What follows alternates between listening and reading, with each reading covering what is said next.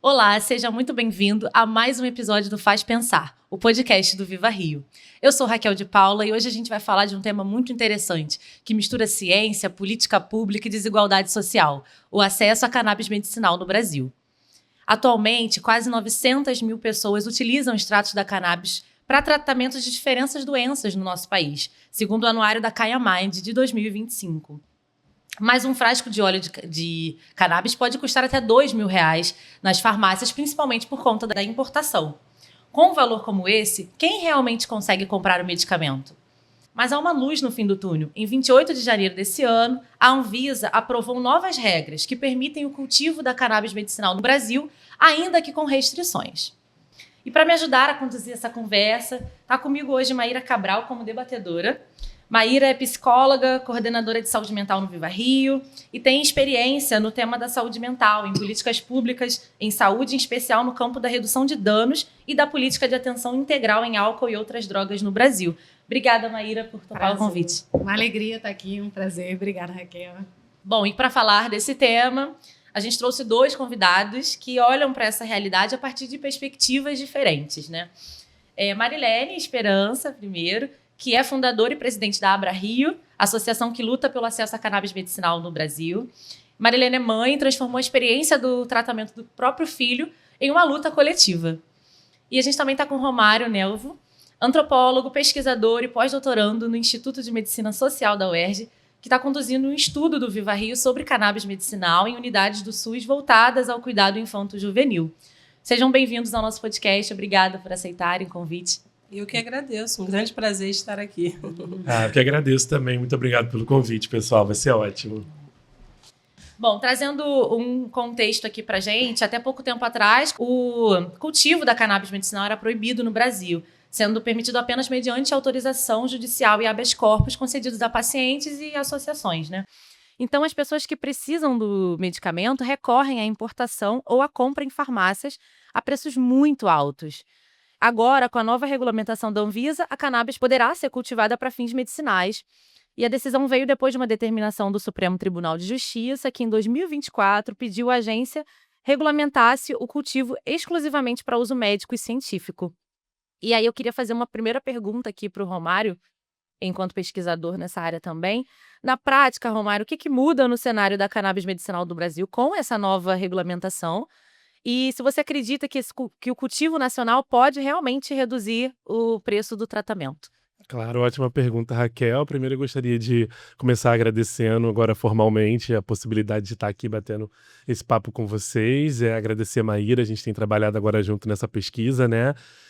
Junto com a Viva Rio, parabenizar também Marilene pelo trabalho, dizer que assim, eu sou completamente fã do trabalho das associações, mais ou menos cerca de quase 10 anos que eu acompanho de perto o socioativismo de associações, né, para fins de cannabis medicinal, em termos da minha pesquisa de mestrado, e dizer assim que, para começar a dar um pouco do panorama, né, que assim, é um universo completamente novo, né, esse universo da cannabis medicinal, né, das regulações em torno de substâncias, eles são muito cíclicos, né, às vezes do nada tá assim, e aí vem uma regulamentação e muda absolutamente tudo, né, e eu que venho acompanhando esse universo desde 2016, 2017 para fazer pesquisa, muita coisa mudou de lá para cá, mas eu gostaria de começar assim com um caso, né, eu acho que é o jeito até como eu faço pesquisa, né, que é com casos, acompanhando pessoas reais, aquilo que eu chamo de vidas concretas, né, nos meus trabalhos acadêmicos, né. Esse caso se concentra no bairro de Paciência, que é de onde eu sou, de onde eu cresci, né, atualmente eu moro na Tijuca, aqui no Rio de Janeiro, mas cresci em Paciência, né, tenho uma origem periférica, e por conta da minha inserção nesse universo da cannabis medicinal como pesquisador, né, muita gente acaba me conhecendo e, o fulaninho de tal, filho da dona Rose e tudo mais, pesquisa esse tema e tudo mais. E um filho, né, uma criança de 7 anos, eu acho, se eu não me engano, né, que está no espectro autista, foi receitado para essa criança um óleo de cannabis e aí o óleo de farmácia, isso já na realidade de que a venda e comercialização de produtos importados é legal no Brasil, estava fazendo utilização do óleo. E aí chega até mim uma demanda por parte da minha mãe dizendo, olha, o filho de fulaninho de tal e tudo mais, que é autista, está fazendo o uso do óleo e etc, sendo que o óleo custa R$1.700, né? E aí é uma família com uma realidade de R$2.500 por mês que estava vindo comprando o óleo e vivendo com R$500, porque era prioridade para tratar o filho naquele momento. E aí o que você pode fazer, e etc e tal, eu falei, eu não posso fazer muita coisa.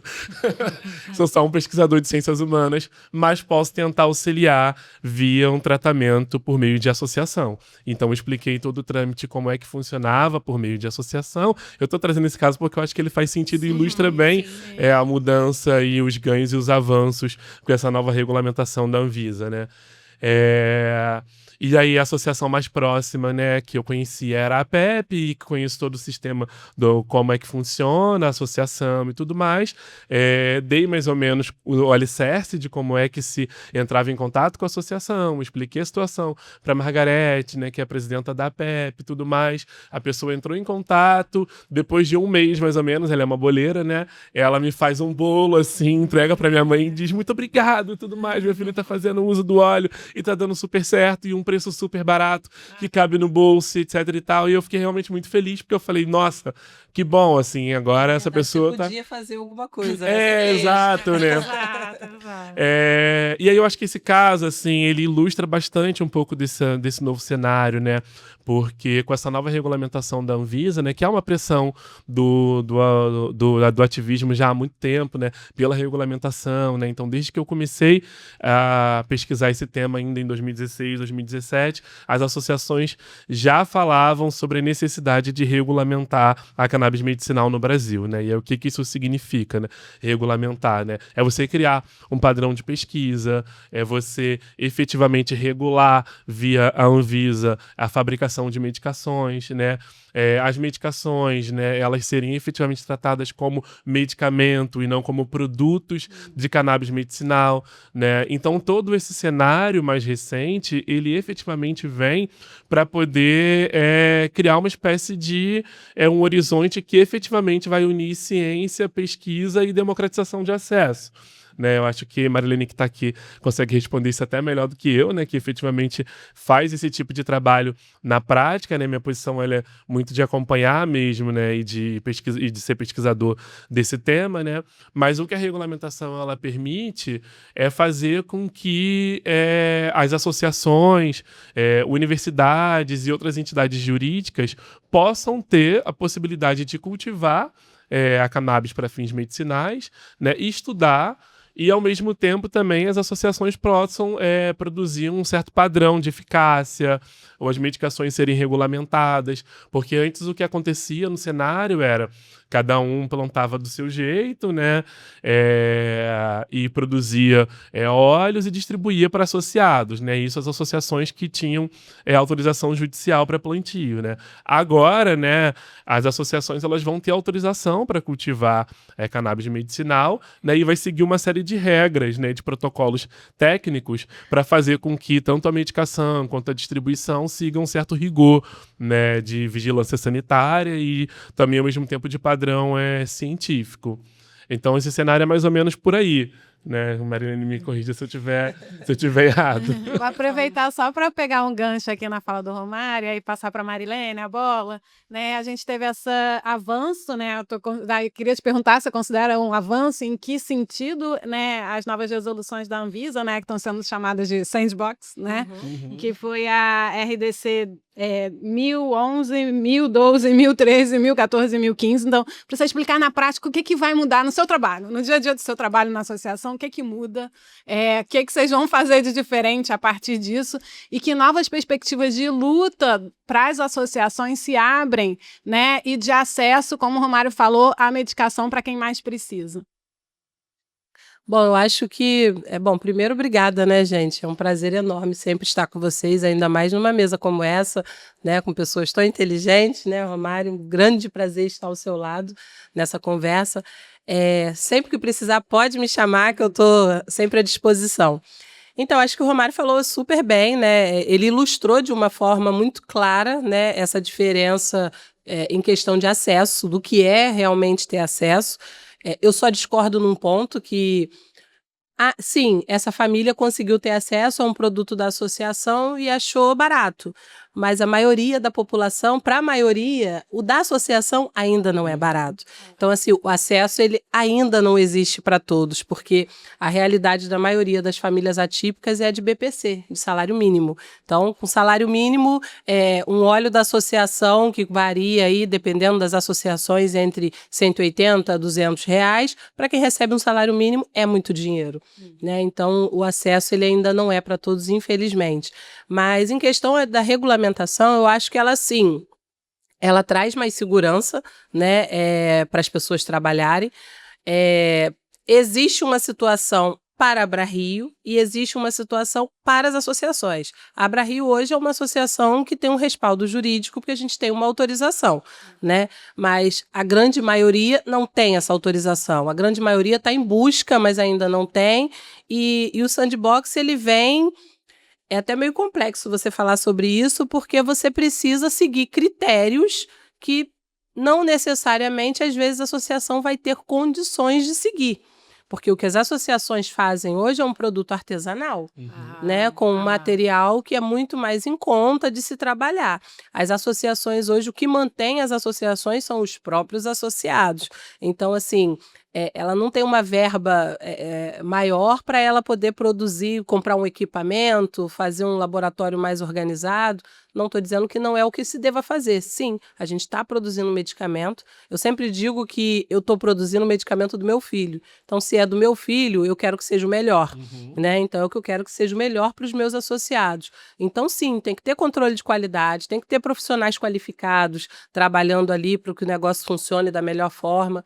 Só que a realidade das associações são muito diferentes. Então, até que ponto que isso é benéfico para uma associação que tem pouco tempo, que está começando, que tem pouco associado, né? Se a gente for parar para pensar na realidade das associações, quem nasceu em 2014, 2015, eram poucas associações, então a demanda ia mais para aquelas associações. Para quem nasce hoje, tem um monte de associação, tem o óleo na farmácia, então é muito mais difícil de ter os associados ali dentro. Então, é um pouco complexo nesse sentido, mas é um grande avanço com certeza, porque acredito que a associação já se inscrevendo no Sandbox, ela já começa ali a ter uma segurança jurídica de, eu não consegui ainda, mas eu estou no caminho. Eu estou indo, né? A gente só não sabe ainda, de fato, como que vai funcionar isso. E em relação já da ABRA-Rio, a ABRA-Rio com essa autorização, ela tem mais segurança, porque a gente, por mais que a gente busque fazer, né, da forma correta, dentro de todo o controle de qualidade, a gente não tem uma regra específica para a gente seguir, mas a gente busca as melhores regras para que seja o melhor produto possível, mas, para mim, a gente ganha mesmo na pesquisa. Né? Eu acho que essa regulamentação, o grande ganho dela foi a pesquisa. Porque como que você vai validar um tratamento se você não tem pesquisa? Como que a universidade vai dizer que aquilo ali funciona se ela não pode plantar para pesquisar? Então, acho que para pesquisa, para a gente avançar nesse sentido, isso aí foi um ganho absurdamente grande, né? E aí eu queria perguntar para os dois, assim, já é uma pergunta um pouco mais... um pouco mais densa. Vamos tentar pensar sobre isso. Essa não foi densa. Essa não foi densa, né? Na verdade, acho que tudo é meio complexo. Já imagino que vem, né? E aí, o que vocês acham? Quais são os interesses em jogo aqui? Né? Quem atualmente consegue acessar esse medicamento e como? Né? Existe um interesse aí empresarial, assim? Como é que fica a questão da indústria farmacêutica em relação a isso? E acho que Marilene trouxe um ponto, assim, com o Sandbox. Então, as associações que estão mais organizadas, que têm mais recursos financeiros, né? Isso vai, né? Como é que fica isso? E né, você traz um pouco do associativismo, né? Como uma luta e uma possibilidade de trazer um produto de qualidade para quem ganha um BPC, por exemplo? Como é que a gente amplia isso e como é que também dentro das próprias associações não favorece as que também estão começando? Então, como é que essa luta vira uma luta coletiva e não, tipo, no final, assim, as associações que já estão mais estruturadas vão se beneficiar e as que estão agora começando a se organizar fica mais difícil, né? Um pouco, assim. Eu acho que, como eu disse, o acesso, infelizmente, ainda não é para todos. Aham. Eu lembro que em 2014, quando meu filho começou a fazer o uso, eu achava que eu era uma ativista, né? E aí, porque eu lutava pelo acesso à cannabis medicinal. Eu, na minha cabeça, acesso era o óleo na prateleira da farmácia. Era o que eu achava, né? Só que, se os medicamentos, os anticonvulsivantes, que ele já fazia uso, que eram drogas lícitas, já não tinha na farmácia, cannabis ia ter, né? Então, assim, né, tadinha de mim, né, de acreditar naquilo ali. Enfim, o acesso hoje, dentro da associação, a gente até consegue fazer um trabalho maior, e aí vem o diferencial associação-indústria. A indústria quer vender, a indústria quer ganhar dinheiro. A associação acolhe, a associação cuida, a associação trata, a associação acompanha. E nenhuma mãe que chega na associação hoje com um filho, com uma receita, dizendo que precisa fazer o tratamento para o filho, vai sair de lá sem óleo, independente da situação. Isso é uma das coisas que ainda traz mais dificuldade financeira para a gente, porque a grande maioria dos associados são sociais, né? Tem aqueles que pagam o valor integral, tem aqueles que pagam menos, tem aqueles que não pagam nada, e que são muitos, porque eu sou mãe. Como é que eu vou escutar uma mãe dizendo que o filho está tendo crise convulsiva, chega com uma receita, Marilene, eu vivo de salário mínimo, eu sou mãe solo, eu não consigo pagar. Eu vou doar o óleo para essa mãe, né? Então, a associação faz isso, a indústria não faz. Chega na farmácia com a receita e diz que não tem dinheiro para comprar. Você não vai comprar. Sim. Entendeu? Então, eu acho que isso já é um grande diferencial e está se vendo hoje uma grande possibilidade de ganhar dinheiro no mercado da cannabis. Né? Estão vendo isso como uma grande possibilidade, tanto que a indústria já está vindo com força, diminuindo o valor, só que, longe de mim falar mal da indústria, eu acho que a gente tem espaço para todo mundo, sabe? E eu acho que a gente tem que lutar pela garantia do direito. Sim. O direito da pessoa de onde ela quer comprar. Eu quero da indústria, eu quero da associação, ou eu quero plantar e produzir meu próprio medicamento, eu acho que é o direito da pessoa. Mas, falando da AbraRio, se você compra um produto, você se torna um associado da AbraRio, você tem acesso ao óleo da AbraRio. E aí você quer saber o que tem naquele óleo ali, né? A gente tem como te disponibilizar um laudo que vai te dizer tudo que tem de canabinoides, se ele tem contaminantes, se não tem, que nossos produtos são analisados e os médicos têm acesso a esses laudos. Então, a gente sabe exatamente, tem um óleo rico em CBD, 40 miligramas. Eu tenho como te comprovar que ali tem 40 miligramas de CBD. Mas hoje, quantos produtos as pessoas estão tendo acesso que elas não sabem o que tem ali dentro? Produtos que vêm de fora como suplemento alimentar, né? E eu te digo isso porque eu recebo muita gente na associação que fala assim, poxa, eu fiz tratamento com óleo durante 5 meses e não funciona para mim. Não é porque a cannabis não funciona para ela, foi aquele óleo que não funcionou. Aí começa o tratamento com óleo da AbraRio, gente, eu tô falando de verdade, 5 dias a pessoa vê resultado. Então, eu acho que tem essa questão do diferencial de eu estou produzindo um medicamento para tratar a pessoa. A indústria, ou algumas indústrias, que a gente não pode generalizar nada, tem o objetivo de ganhar dinheiro. Entendeu? Infelizmente, é isso. E assim, tudo bem também, né? Porque é uma empresa, a empresa quer ganhar dinheiro. A associação é um órgão sem fins lucrativos, né? E no caso da AbraRio, que começa de uma mãe. Eu nem imaginava um dia que eu ia ter 4.500 associados, eu só queria cuidar do meu filho. E hoje eu estou cuidando do filho de muita gente. Nossa, achei perfeito. Não tenho nada a acrescentar. Não tenho nada a acrescentar.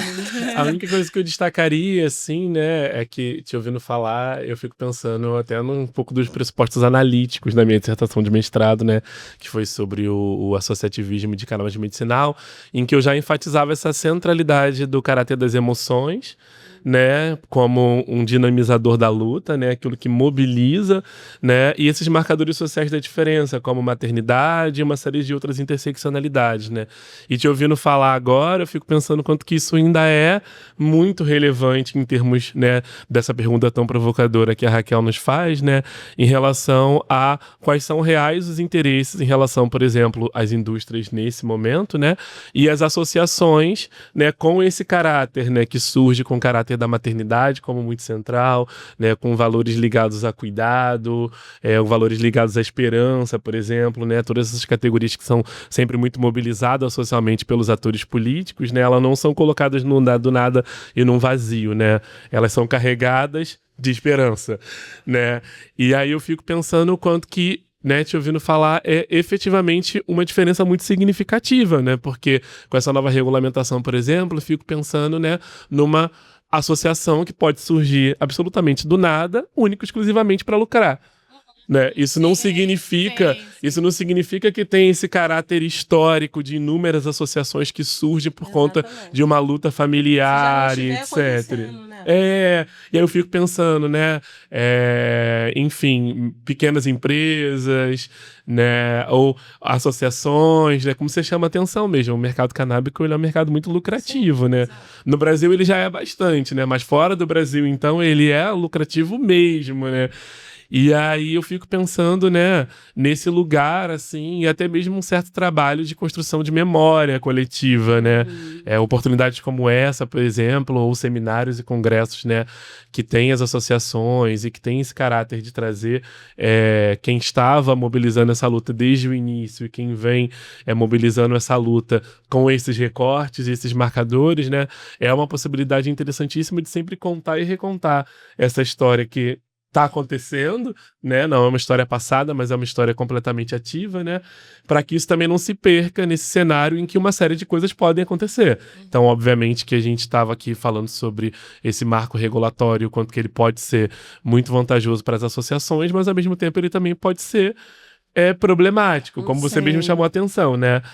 Isso vai causar ou pode causar uma diferença entre as próprias associações, quem já está muito melhor estruturado e quem está ainda no início e quem está no processo, mas pode também criar esse cenário completamente novo, que é o de você criar uma microempresa e se beneficiar desse marco regulatório e simplesmente lucrar com esse mercado da cannabis no Brasil, né? Então isso é realmente um tipo de prática que pode acontecer se já não está acontecendo, né? Sim, uma coisa que ilustra muito isso é uma situação que aconteceu há anos atrás.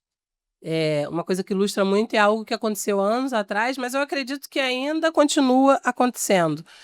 O meu filho, em 2014, quando eu pensei nesse tratamento para ele, que eu conversei com o médico para começar a fazer o uso do óleo da cannabis, eu vivia de BPC, um salário mínimo.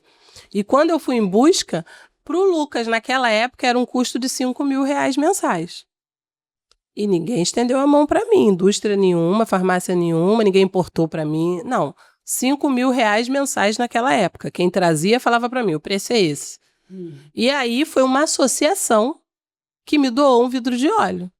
E o meu filho começou o tratamento através dessa associação. Se não fosse essa associação, se não fosse uma associação, o meu filho não teria tido acesso. Se não fosse uma associação, meu filho não estaria do jeito que está hoje e eu não estaria fazendo o trabalho que eu estou fazendo hoje. Então, acho que isso ilustra muito essa diferença, né? Associação e indústria. Mas aí, quando a gente fala associação, porque tem associação e tem associação. Como tem indústria e tem indústria. Tem indústria que faz um trabalho social incrível, né? Então a gente precisa dizer isso também.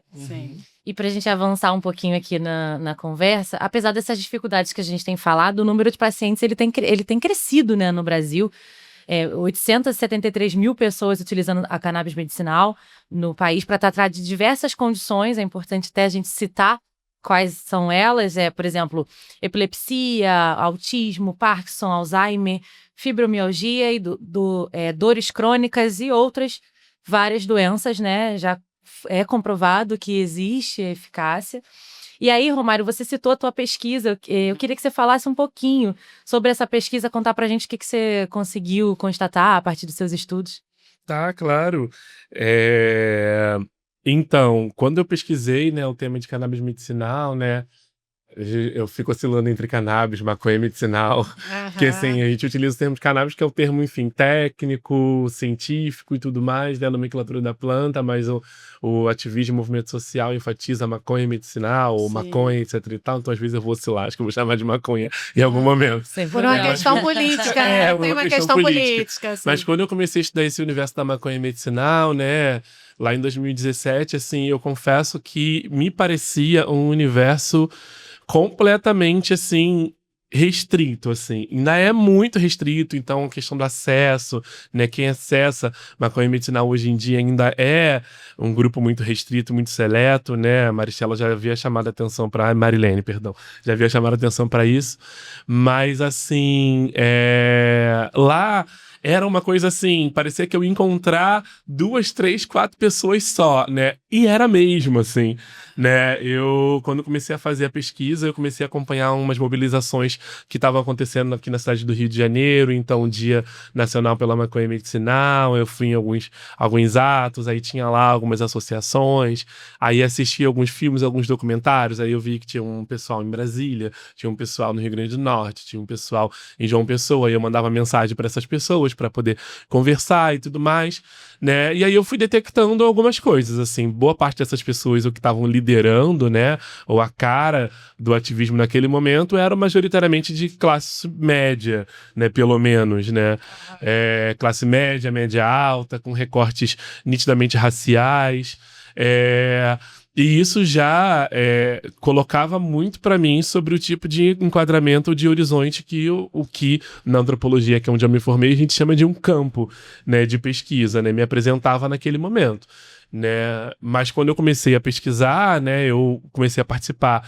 de algumas reuniões de algumas associações, em estar junto com as pessoas que estavam mobilizando as pautas, e naquele momento era majoritariamente liderado por mães, né, mães e avós, né, tinha um marcador de gênero muito forte, né, e aí acompanhando algumas reuniões, eu comecei a acompanhar naquele momento as reuniões da APEP, né, e aí era um outro cenário até, a APEP hoje em dia está enorme, tem uma fazenda e uma sede, não sei quantos funcionários e tudo mais, mas naquela época era uma salinha emprestada, não era nem da associação e tudo mais, e tinha um caráter de que tinha, assim, umas 15, 20 mães, né?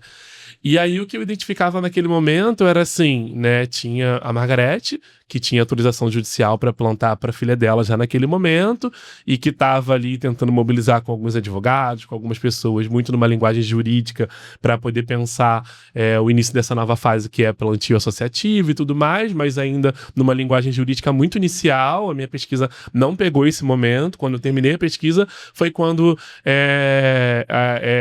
a partir dali a PEP começou a fornecer óleo e outras associações também. Só a Abrace que já fornecia óleo naquele momento, né? Mas, assim, o que eu comecei a perceber era a necessidade muito brutal e muito radical de olhar para essas famílias que não conseguiam ter acesso, né? E que estavam lá participando de reunião de associação, muito mobilizado em torno de categorias como essa que eu chamei a atenção, né? Esperança, vontade, desejo, todas essas categorias que a gente solta muito no senso comum, assim, né? Na perspectiva analítica que eu me formei na antropologia, isso tudo é dado, isso tudo mobiliza os atores sociais na sua vida social prática, né?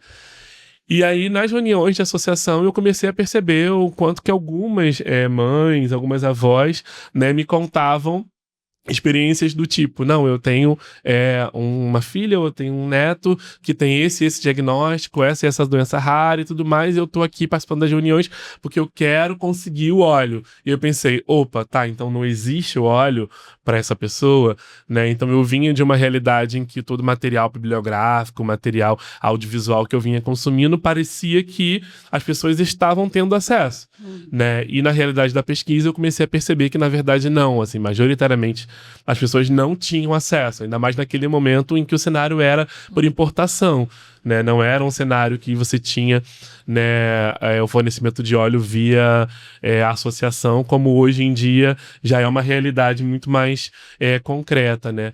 Então a minha pesquisa ela se concentrou muito numa tentativa do que eu chamei de tentar produzir novos olhares ou novos enquadramentos ainda naquele momento em que estava começando a se discutir o papel das associações no fornecimento de óleo e tudo mais, mas tentando olhar um pouco para algumas trajetórias, né, que estavam ali construindo a mobilização social, mas que não necessariamente aquelas dores e aqueles sofrimentos entravam nas narrativas mais amplas sobre quando se imaginava a cara sobre o que seria a luta política, né? Eram outras histórias ou outras narrativas muito em torno de um sucesso ou de uma obtenção de um habeas corpus, né? E a minha pesquisa com esse caráter mais etnográfico, de acompanhar as pessoas reais nos seus dia a dias, né? Tentou trazer um outro tipo de olhar, né? Então, assim, isso fez com que eu saísse um pouco das reuniões de associações e passasse a acompanhar famílias por meio dos seus cotidianos, né? Então a minha pesquisa, sobretudo, ela acompanha uma família em especial, né, que naquele momento estava com um processo judicial na Defensoria Pública do Estado do Rio de Janeiro para a judicialização do medicamento. Então isso era uma estratégia de judicialização completamente distinta naquele momento sobre o que se judicializava. Naquele momento se judicializava habeas corpus plantio para o cultivo. Então essa era a principal pauta de judicialização do movimento político mais organizado, mas na prática, mais uma vez, pelas bordas miúdas da mobilização social, eu comecei a acompanhar uma série de famílias que judicializavam o Estado pela medicação em si. Não quero plantar, não quero ter direito a plantar, etc e tal, eu quero a medicação. Essa é a minha urgência. Né? Então eu vou via um sistema democrático de direito no Brasil que existe, pelo menos desde a epidemia de HIV e AIDS, que é a judicialização de fármacos. Né? E comecei a acompanhar uma série de famílias via judicialização, que eu tento chamar de judicialização da maconha medicinal no Brasil, uma categoria que eu tentei criar um pouco em torno dessas histórias que eu acompanhei, né? E aí esses processos de judicialização, eles eram completamente atravessados por marcadores principalmente de classe e raça. Então, assim, quem judicializava o Estado via para conseguir obtenção de medicamento, de fármaco, eram majoritariamente as minhas interlocutoras pobres e não brancas. Né? Eram essas as pessoas que ficavam lá peregrinando entre filas e bancos da Defensoria Pública do Estado do Rio de Janeiro, mobilizando e tentando dominar uma série de normas jurídicas, de termos técnicos, né? E boa parte delas não conseguiam, né? Naquele momento, a judicialização de fármacos da cannabis medicinal era realmente muito difícil. Só uma interlocutora minha que efetivamente conseguiu, né? E eu acompanhei também um processo super penoso de 8 meses em que houve um corte do dinheiro para compra de uma nova remessa da medicação. Então foram 8 meses de pesquisa que eu acompanhei na Defensoria Pública do Estado do Rio de Janeiro, uma tentativa de reverter um corte judicial naquela tal da crise da saúde pública durante o ano de 2018 e 2019, né? Com a transição de governo e tudo mais, né? Isso chega nesse discurso da tal da crise da saúde pública. Romário, aí essa pessoa então ficou sem a medicação nesses 8 meses. Isso. Ela teve o acesso, aí com esse corte ela perde o acesso, né? O recurso para conseguir obter a medicação. Isso. O que aconteceu foi um pouco disso que você estava chamando a atenção sobre o lance dessa dádiva entre associações e entre a própria empresa em si, né? Porque, assim, como esse é um caso, né, de uma interlocutora minha, que era considerado naquele momento um dos pouquíssimos casos de judicialização de fármaco em si, né? Então ela tinha uma entrada muito boa via os representantes da empresa em questão, né? Aqui no Brasil. Então, por exemplo, né? O aniversário do filho era num período bem próximo e ela recebeu 2 frascos da empresa de brinde, né? E aí tinha os olhos, né? Doados de outras pessoas que sobrava, ou das próprias associações que naquele momento estavam começando a produzir, algumas ainda na ilegalidade e tudo mais. Isso era muito comum, né, naquela época. Inclusive, como que as mães se ajudavam? A mãe judicializava e aí tinha aquela mãe que recebia frasco para 6 meses e dividia com as outras mães. Era assim que funcionava. Porque senão ficava sem, né? Mesmo assim, tinha muita gente que ficava sem, porque além da questão do corte, ainda tinha os produtos que ficavam presos, né, e não conseguia liberar, produto que não chegava, produto que atrasava, e uma vez que começava o tratamento não dava para parar, né? Isso, pois é. Então foi um pouco nesse cenário que durante esses 8 meses ela conseguiu manter o tratamento do filho, assim. Era uma coisa, às vezes, de diminuir a dosagem para conseguir fazer com que tivesse óleo Nossa, isso até o acontecia período, muito. até o período da... E a pesquisa acompanhou um pouco esse cenário, assim. Essas lutas que não eram as lutas que estavam visibilizadas enquanto uma pauta política mais ampla, mas por que não visibilizar esses tipos de dores e sofrimentos, né? E tentar mostrar isso numa pesquisa que falasse e tratasse sobre maconha medicinal, mas que tentasse produzir novos enquadramentos, que trouxesse famílias com outros recortes. Então a minha pesquisa ela se concentrou mais ou menos por aí, né? E hoje, assim, analisando, né, eu vejo dessa impressão inicial que eu tive, né, de que parecia um grupo muito restrito, um grupo muito seleto, tudo mais, né? Eu vejo, assim, as associações e o fornecimento e tudo mais, e eu realmente fico muito feliz de olhar e ver que, nossa, caramba, realmente muita gente está conseguindo ter acesso. Então, várias dessas minhas interlocutoras do início da pesquisa, né, que não tinham acesso, que tentaram judicializar, hoje em dia todas elas têm acesso via associação, né? Então também, se eu voltasse a campo e eu fizesse entrevista com essas famílias novamente, acompanhasse seus cotidianos de novo, provavelmente eu traria algumas páginas de mais esperança ou de um futuro outro, de um cotidiano outro, porque foi aquela pesquisa. Ela também é uma pesquisa que ela tá datada no seu tempo e que bom, né? Porque isso significa que a vida das pessoas melhoraram, né? Sim. Sim, e falando em associação, agora eu queria passar para a Marilene também para falar um pouquinho como que começou sua história com a cannabis medicinal. A gente já comentou aqui que existem muitas associações, 315 associações de pacientes no Brasil, mas apenas 47 com autorização judicial para cultivar, né, a planta. E aí, como é que começa a sua história com a cannabis medicinal e em que momento você percebe que não era só uma questão da sua família, né, mas de milhares de outras? Bom, acho que o Romário já falou até um pouquinho sobre isso, né? Porque eu sou uma dessas mães, né? Desses grupos que tinha dificuldade de acesso e que tinha que se unir para uma ajudar a outra.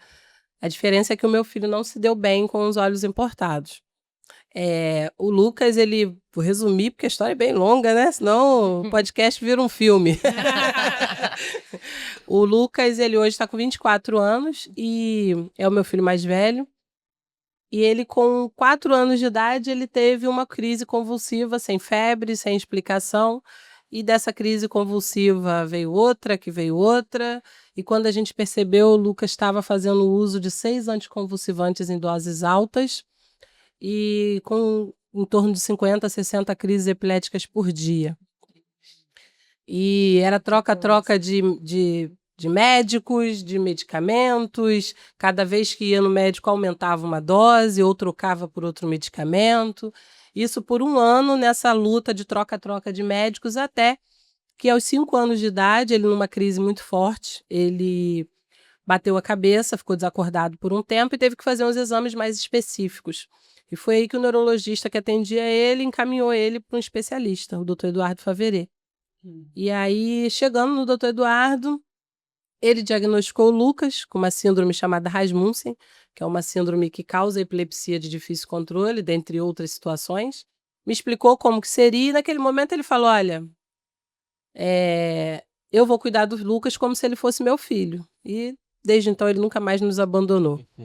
E a gente começou ali uma trajetória, quem conhece o Eduardo sabe que ele é muito mais do que um médico, né? É um anjo. E dali a gente começou uma trajetória de idas e vindas de hospital, de troca-troca de medicamento, de vários exames, de várias tentativas, e não conseguia controlar as crises do Lucas. O Lucas fez uso de todos os anticonvulsivantes possíveis que vocês podem imaginar, tanto convencionais em casa como venoso, porque ele tinha muitas entradas em um hospital, porque ele entrava em estado de mal epilético e aí acabava passando dias convulsionando sem parar, e aí só o medicamento venoso para tirar. E aí isso foi durante anos, até que eu, ao longo desse período, para dar sentido para a minha vida dentro dos hospitais, dos centros de reabilitação, eu comecei a ajudar outras famílias. como conseguir um cartão de passagem, como conseguir um Minha Casa Minha Vida, sobre os direitos que aquelas famílias tinham. Comecei a fazer esse movimento, rodas de conversa. Isso foi tudo assim muito orgânico, sem organizar, na verdade, ia acontecendo. As mães me pediam orientação, o que eu sabia eu passava, o que eu não sabia eu aprendia delas. E assim nasceu um projeto social de acolhimento para pessoas com deficiência, dentro dos centros de reabilitação. Ali a gente começou a fazer roda de conversa, festinha para as crianças, vieram voluntários, psicólogos, advogados, e esse projeto foi crescendo. E a gente se acompanhando. Em 2014, o Lucas entrou em estado de mal epilético, ficou 18 dias convulsionando sem parar.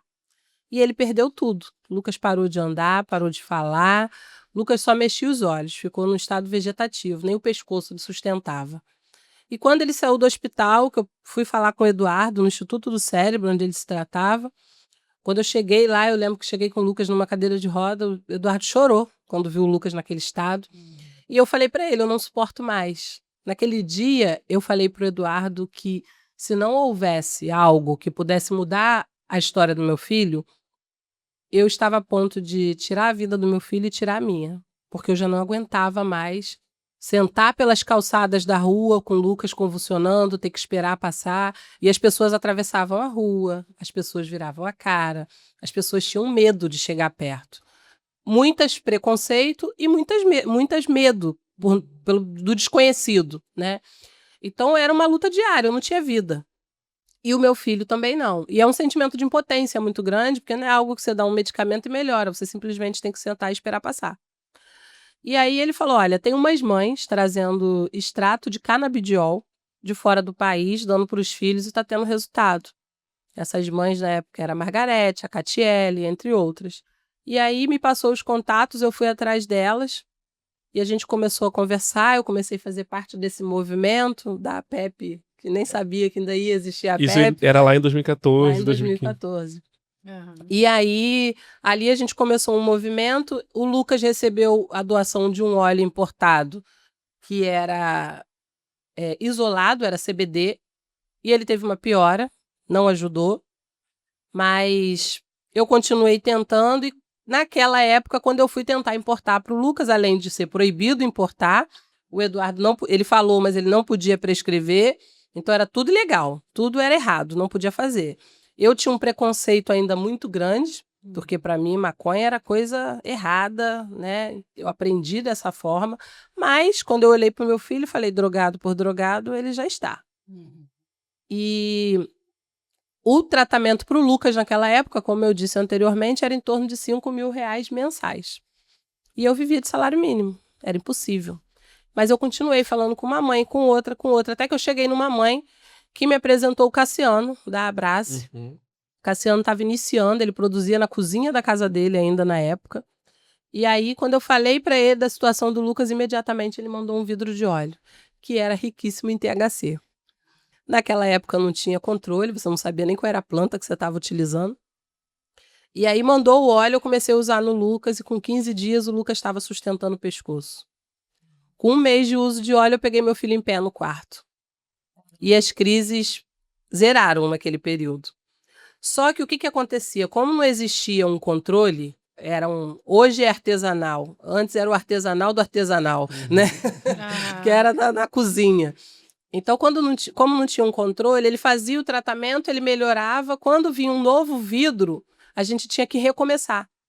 Que não era a mesma dose. Não era a mesma, a produção era totalmente diferente. Então, o que tinha que fazer? Tinha que reduzir a dosagem de novo, as crises voltavam, e você tinha que começar tudo de novo, tudo do zero. Naquela época era um desespero, os grupos de WhatsApp de mães eram grupos com crianças convulsionando, com criança no hospital, mãe pedindo socorro, era um desespero. Mas a gente foi fazendo esse tratamento e eu fui vendo melhora no meu filho. E com o tempo ele foi melhorando. A Abrace nunca me cobrou R$1 por um vidro de óleo. Sempre o Lucas, ele foi associado da Abrace durante anos, sempre foi doado. E aí ele foi melhorando, eu virei uma mãe acolhedora, comecei a ajudar outras famílias a terem acesso, porque essas mães do projeto que eu ajudava, elas acompanharam a melhora do Lucas. Então elas falavam, não, eu também quero pro meu filho. Olha como é que o Lucas está. E eu comecei a ajudar essas mães. E médicos, não só o Eduardo como outros, também começou a mandar pessoas me procurar para ajudar a ter acesso ao óleo. Eu uma vez cheguei a receber uma família que veio de outro estado, chegou na minha casa, debaixo de chuva, com uma criança convulsionando dentro do carro. Não levou para o hospital, levou para minha casa. Pedindo ajuda, porque o médico falou que eu tinha um spray de resgate que podia ajudar. E aí eu usei o spray de resgate, a criança saiu da crise e a família voltou para casa chorando, de felicidade. Então, isso foi já abrindo a minha mente de que realmente aquilo ali funcionava. Então, eu comecei a lutar, participar com a Margarete de ações, de rodas de conversa, de audiências públicas. Comecei a rodar com a Margarete para cima e para baixo para que a gente pudesse ter acesso a um produto na farmácia. Só que não funcionava assim. Com o tempo, essa demanda foi aumentando muito. Quando eu percebi, tinha muita gente me procurando e eu estava fazendo algo ilegal. Além de eu estar dando um produto ilegal para o meu filho, eu estava dando um produto ilegal para o filho dos outros. E foi aí que o Eduardo e o Cassiano falaram, olha, você já está fazendo todo um trabalho de acolhimento, de acesso para as pessoas aí no Rio, né? Por que você não abre uma associação? E aí veio o preconceito de novo, que eu falei assim, opa, peraí, dar maconha pro meu filho é uma coisa, plantar, vocês já estão de sacanagem, né? Mas o Cassiano me convidou para ir na Abrace, conhecer a estrutura da Abrace. Eu fui, chegando lá, foi muito emocionante, porque todas as paredes que eu passava, eu via fotos do meu filho. Foto do meu filho subindo escada, foto do meu filho dançando, do meu filho comendo sozinho. E junto com a foto do meu filho, tinha foto de outras mães que tinham começado na mesma época que eu. E naquela época, em 2019, os grupos de WhatsApp, os mesmos grupos que antes era de desespero, de criança convulsionando, era de mãe fazendo festa de aniversário sem crise. Criança voltando para a escola, criança andando de bicicleta. Era uma realidade totalmente diferente. E aí eu pude entender o tamanho daquele trabalho. E aí, quando eu conheci a planta, foi que eu entendi que era uma planta. Que até então todo mundo acha que maconha é um extraterrestre. Mas quando é tratada dessa forma, né? Não pode tocar, não pode chegar perto, não pode ver, não pode plantar, não pode. Quando eu vi a planta, foi que eu entendi que é uma planta e os benefícios que ela pode trazer para as pessoas. E aí, ali, a gente conversando, resolvemos fundar a Abrahi. A Abrace nos deu toda a estrutura nos primeiros meses, tanto institucional quanto financeira, para que a gente pudesse fundar a associação. Então, a Abrahi hoje ela tem 5 anos de existência. Essa semana eu estava conversando com o Cassiano e foi até engraçado que quando eu falei para ele de algumas visitas que a gente vai receber, ele falou assim, você lembra que um dia eu falei que a Abrahi ia ser uma das maiores associações do Brasil? E você riu de mim, você falou, você tá doido? Porque tem 5 anos de existência, a gente é muito novinha, né? A gente tem quase 5.000 associados hoje, em 17 estados, mais o Distrito Federal. Hoje a gente possui uma autorização que nos permite plantar, produzir, transportar, pesquisar e fornecer produtos à base de cannabis para os nossos associados, mediante laudo e receita. A gente tem parceria com médicos no Brasil inteiro hoje que prescrevem o nosso produto. De mãe atípica que vivia de benefício BPC, hoje eu tenho 30 colaboradores que trabalham para mim, tanto prestadores de serviços, voluntários, estagiários, como CLTs. E a gente tem parceria hoje com a Fiocruz, com a UFRJ, com a Rural, a gente tem uma ACT, com a USP, que vai publicar agora uma pesquisa de um produto nosso, com a UFRJ, que está trabalhando na formulação de um novo produto. Então, assim, a gente... Hoje a associação, eu da mãe, né, que estava lutando pela vida do meu filho, é o que você falou no início. Isso se transformou numa luta coletiva, numa dor coletiva, que se transformou em amor e hoje a gente consegue multiplicar esse amor para milhares de pessoas no Brasil inteiro. E o meu filho, infelizmente, perdeu muito, porque ele demorou muito para ter acesso ao tratamento, mas deu tempo. Então, hoje ele tem qualidade de vida. Hoje eu saí de casa, meu filho me mandou um beijo, meu filho sorriu para mim e falou para mim ir com Deus. Então, coisas que se não fosse uma associação, não teria acontecido. Muito bonito, né? Parabéns pelo seu trabalho. Parabéns. Fiquei emocionada com as histórias, né? E acho que tem um acúmulo que vocês trazem um pouco de como que foi a história né, vou falar da maconha medicinal, né, aqui nos últimos anos, assim, vamos dizer, mais, né, uns 10 anos, um pouquinho mais. Queria entender hoje quais são as barreiras de acesso que vocês veem para as mães que precisam hoje, quais são as barreiras e qual é a luta de hoje, né? E parabenizar e pensar um pouco assim, como que a maconha medicinal também mobiliza redes de cuidado, né? E como que a gente fortalecendo redes de cuidado, a gente se fortalece também para lutar por melhores políticas públicas, né? Você trouxe no início algumas questões assim, como que as associações que estão começando agora vão conseguir produzir nesse cenário. Então, quais são as barreiras de acesso hoje que vocês veem? Como vocês veem a luta hoje? Qual é a luta que a gente agora, para onde a gente vai agora com esse avanço e tudo isso? E com quem está precisando e começando agora a procurar um cuidado, né, relacionado à maconha medicinal. Aí vou assumir aqui. Eu acho que eu posso ficar um pouco mais com a primeira parte da pergunta, que é a questão das dificuldades, e talvez você em relação à luta, o que é hoje, porque você está um pouco mais imersa do que eu. Ainda tô na luta, mas tá indo. Mas o que eu acho, Maíra, até talvez a ideia do projeto de pesquisa que a gente está começando a implementar aqui pela Viva Rio, e a gente tem trabalhado junto, tá um pouco inserida nesse cenário, né? Eu acho que é informação, assim. Eu vejo que, assim, ainda parece uma coisa meio repetitiva, dizer, nossa, informação, informação, informação, mas eu acho que ainda é informação. Porque, assim, tem uma coisa de... o discurso científico, medicamentos, etc e tal, faz parte do discurso do senso comum. Então, assim, por exemplo, né, quando surgiram as tecnologias como DNA, fertilização in vitro e tudo mais, isso ainda nas décadas, né, de 80, 90, os anos 2000 e etc e tal, né, por mais que as pessoas não tenham muito acesso a essas tecnologias, todo mundo sabe que existe.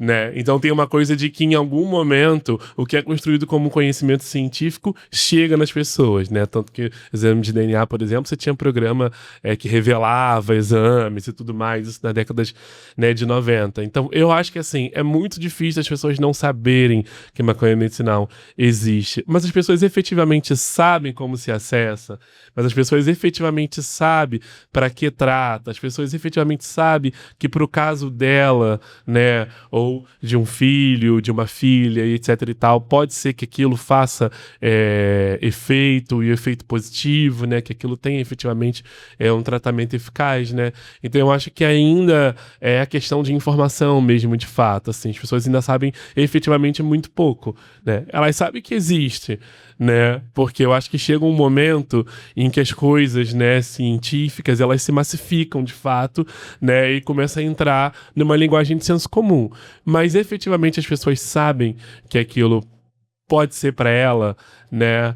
Ou então, assim, né? Sabem que existem associações. Você acha que né? pode ter um pouco de preconceito também por causa do uso recreativo, sim, talvez? Sim. Com certeza, né? Você mesmo mencionava agora, né? Sobre seus próprios preconceitos, Sim. né? Então, acho que a gente incorpora muito disso, né? Essa cultura, né, proibicionista, né? A gente incorpora bastante, né? A minha mãe mesmo, assim, quando eu comecei a pesquisar esse tema de cannabis medicinal e tudo mais, né? Ela também ficava meio, assim, assustada, né? Aí eu me lembro de produzir uma certa limpeza dos corpos morais, assim, naquele momento e dizer assim, não, mas é para as criancinhas, né, com epilepsia. Pra amenizar. Então, um pouco da estratégia, assim, né, de conseguir chegar numa linguagem um pouco mais, assim, popular e dizer, não, mas olha, tá beneficiando muita gente, né, porque eu acho que impacta mesmo, de fato, né, e se a maconha medicinal veio para poder alterar e desmistificar muita coisa em relação à planta, eu acho que veio para isso mesmo, né, para mostrar o como que é eficaz, né, para o tratamento de muita gente, né? E o que eu vejo e o que eu via bastante na pesquisa também, assim, voltando um pouco a falar da minha pesquisa, era um pouco esse cenário, assim. Várias dessas trajetórias que eu estava contando para vocês eram de pessoas com trajetórias muito parecidas com a sua, né? Nossa, não, é maconha, como assim, né? Mas aí depois você vai lá e vê que, olha, não, realmente pode ser muito eficaz, né? E você experimenta e vê que de fato é eficaz, você muda completamente a sua percepção. Não significa que, sei lá, você vai se tornar uma pessoa ultra mega referência, né? Como é o seu caso, por exemplo, né? Mas tá fazendo bem pra mim, tá fazendo bem pro meu filho, tá fazendo bem pra minha família, então acho que eu vou aceitar, né? E tá tudo bem, acho que nem todo mundo é obrigado a se tornar um super ativista, uma referência, Sim. né? Até porque cansa, né? Essa é uma outra dimensão também que eu Bastante. priorizei um pouco na minha pesquisa, assim, né? A luta cansa, né? Você tá lá e tem que repetir as mesmas coisas, então, assim, né? E eu acho que pessoas com distintas pautas políticas relatam isso. Eu que venho de uma militância LGBT, por direitos sexuais e reprodutivos também, né? Então, desde que entrei nas ciências sociais, que as ciências sociais, ela tem esse braço entre academia e militância, né? Também, assim, me pego às vezes pensando, nossa, gente, mas a gente tá falando as mesmas coisas que a gente falava há 10, 15 anos Não atrás. era pra gente estar evoluindo? É. A pergunta é essa, né? Mas não era pra estar evoluindo? Entendeu? Mas eu acho que, assim, de pouquinho em pouquinho, né? De um trabalho bem de formiguinha, de um trabalho muito artesanal, né? A gente vai conseguindo, assim, costurar também novos horizontes, mudando um pouco mentalidades. Então eu acho que, assim, é informação, mas ainda obviamente, muito preconceito envolvido por parte das pessoas, sabe?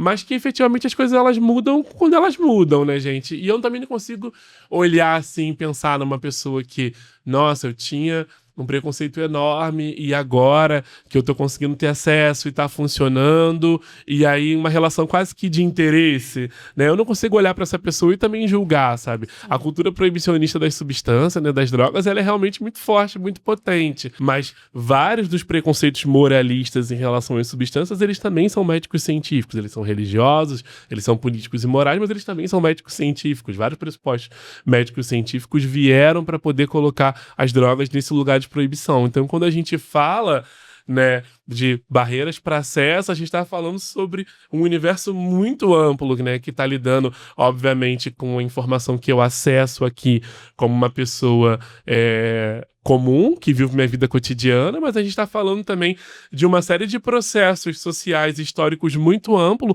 que moldam a maneira como as pessoas pensam e enxergam as substâncias, né? Bom, concluindo o que ele falou, eu acho que informação realmente é fundamental, mas a gente tem que pensar em como que essa informação chega, né?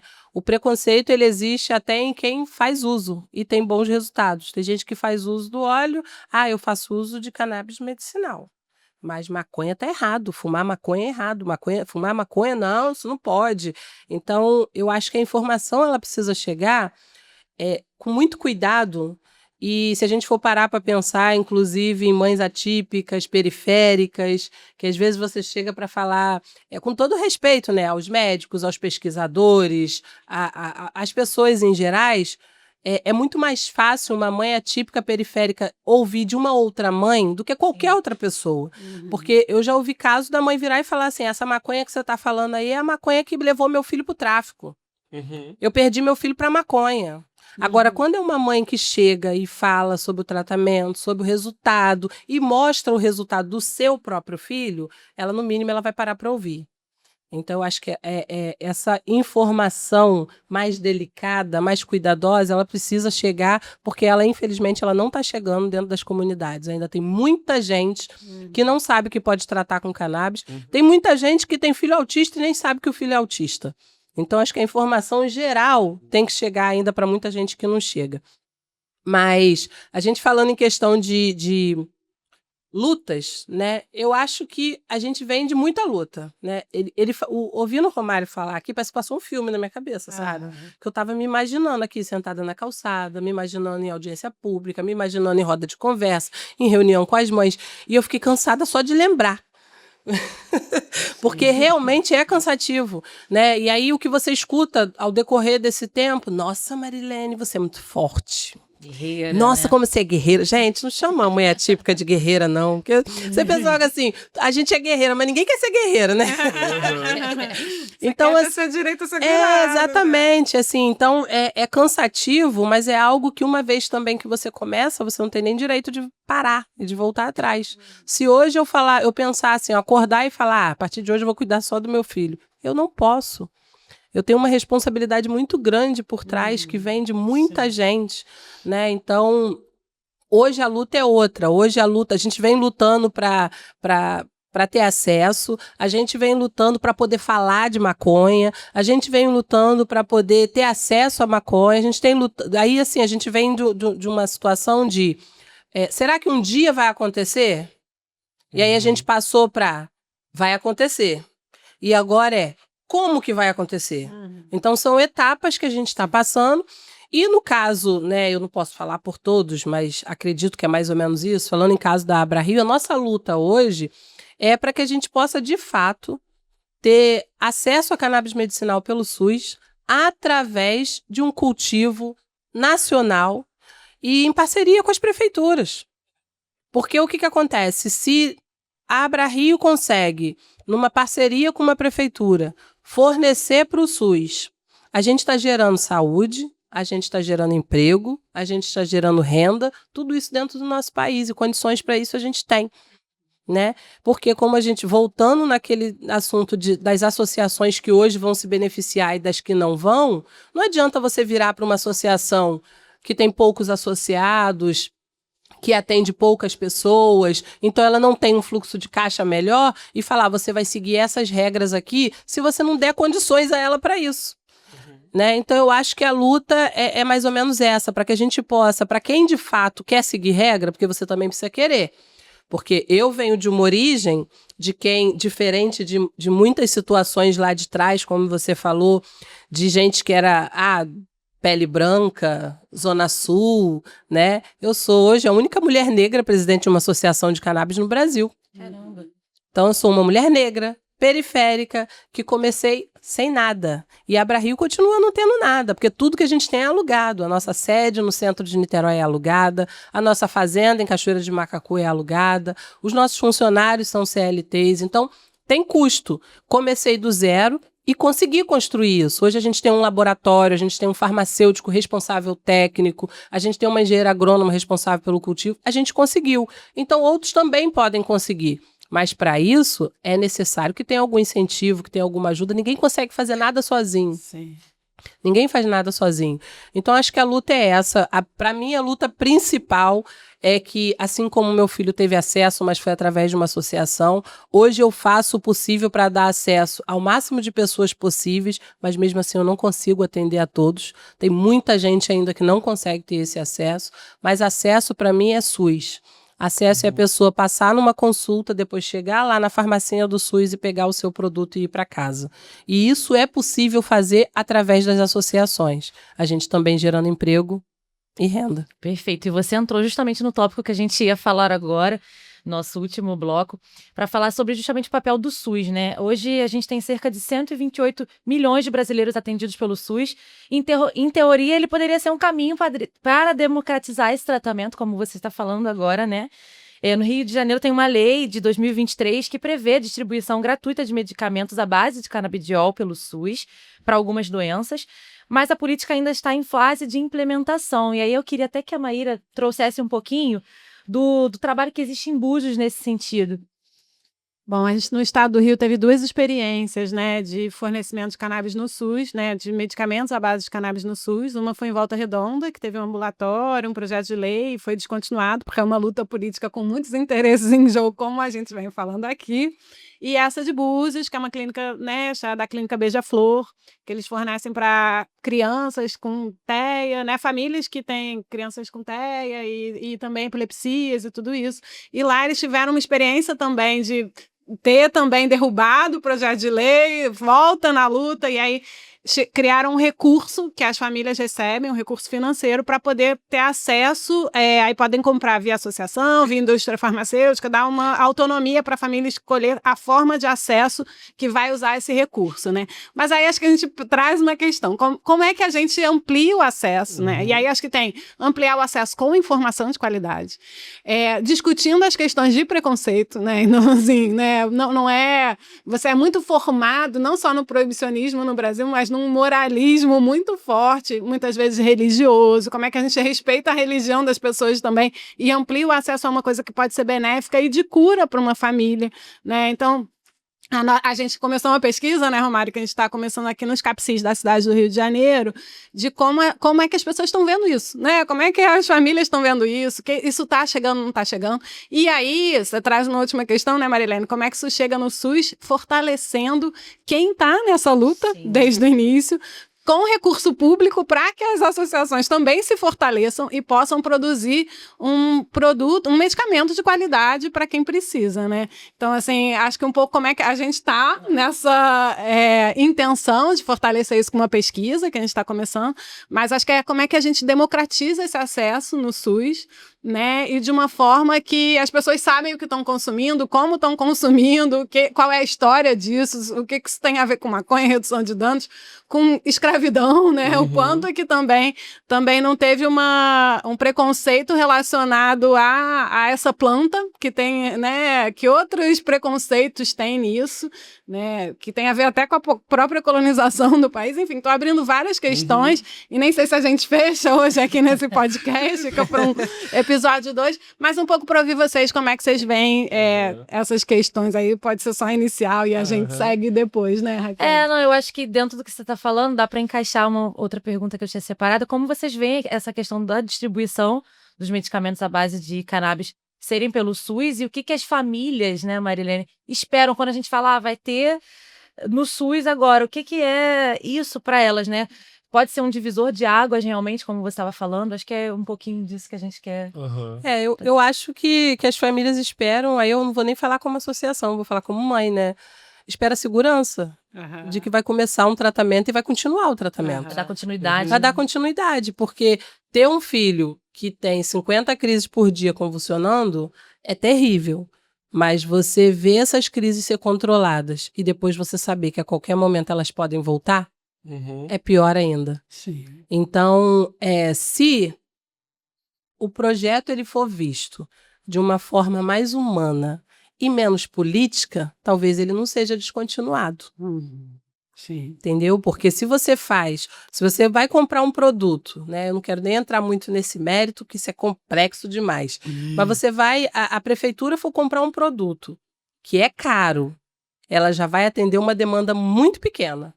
Agora, se ela, junto de uma associação, que seja dentro do seu município ou não, mas de uma associação que produz ali, que pode ter, em parceria, produzir junto com a prefeitura, esse custo vai reduzir tanto que, além de você aumentar a demanda, não tem por que descontinuar. E o maior medo de uma mãe hoje, que tem o seu filho controlado com a cannabis, é ficar sem.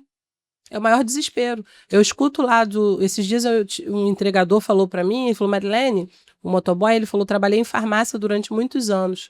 E eu ia entregar o remédio, as pessoas não me davam nem bom dia, nem boa tarde. Porque a pessoa parece estar pegando o remédio com raiva, porque está gastando dinheiro com remédio.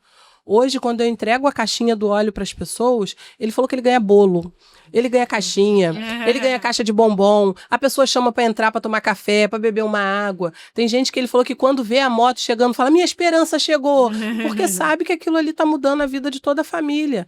Então, eu acho que tem que ser visto de uma forma menos política e com mais amor. E em relação ao óleo pelo SUS,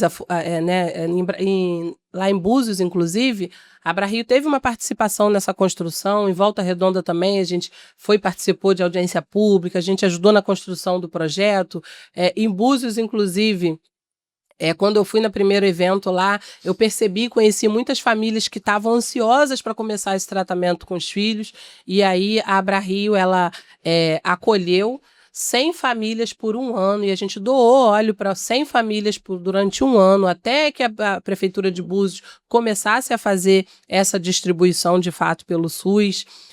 Fiz várias rodas de conversa com as famílias lá, dando explicação, contando a história do Lucas, falando sobre o tratamento, levei médicos, levei acolhedora, levei parceiros.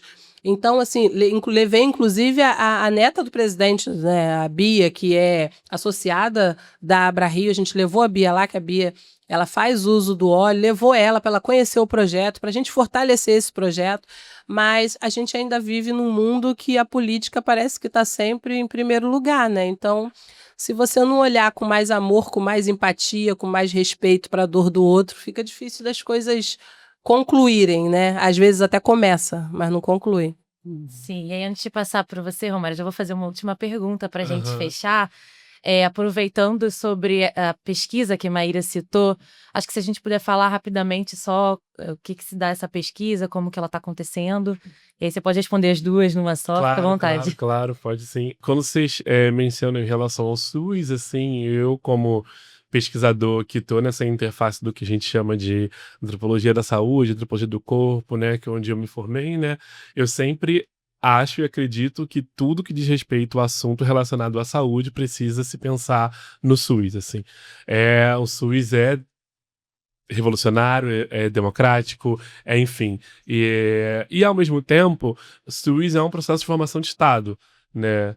SUS é um processo de formação de Estado construído com participação, com reforma sanitária, com mobilização política na história brasileira, né? E pensar em SUS é sempre pensar em direito, né? Então, quando você chama atenção, por exemplo, né, de que cannabis medicinal no SUS, para uma família, seria o significado da manutenção do tratamento, né?